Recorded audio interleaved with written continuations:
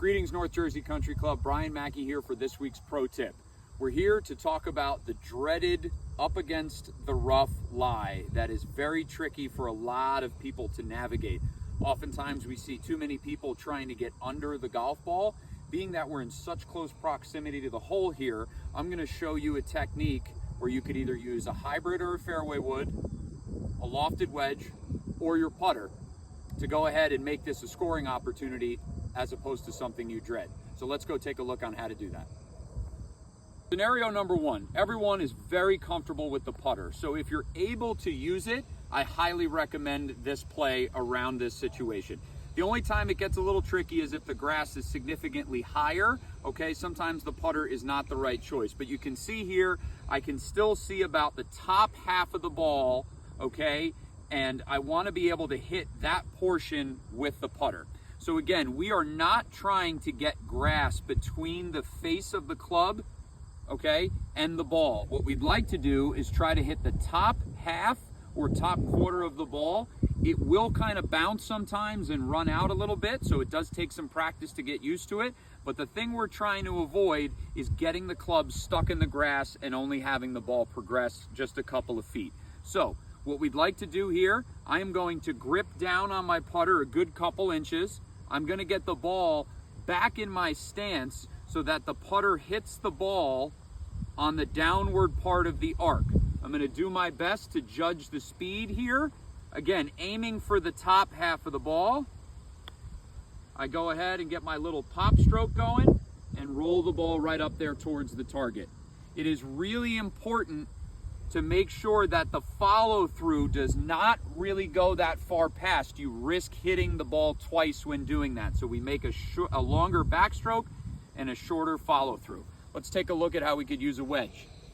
Okay, scenario number two, we have a 54-degree wedge, so a lofted wedge. You could use a pitching wedge or an attack wedge, approach wedge, however you want to say it, lob wedge.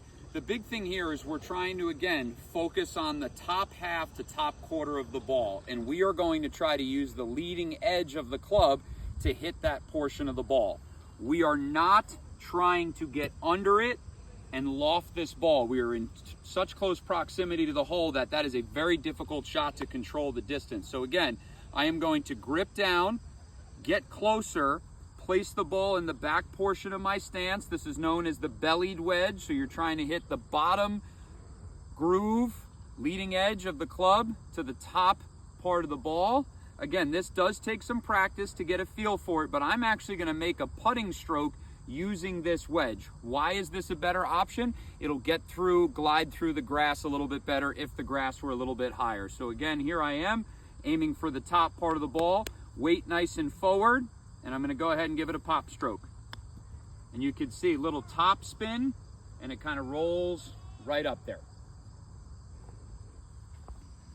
Our third option is the fairway metal or a hybrid. Both work equally as well. I think this is a very underutilized club around the greens, especially here at North Jersey Country Club. A lot of room for error. We can mishit it and still get the ball rolling towards our target. A lot of surface area to make contact with. Again, we're trying to hit the top half to top portion of the ball, top quarter of the ball. So being that this is a longer club, it might be a little awkward for some getting in there. So again, it's a shot you do have to practice.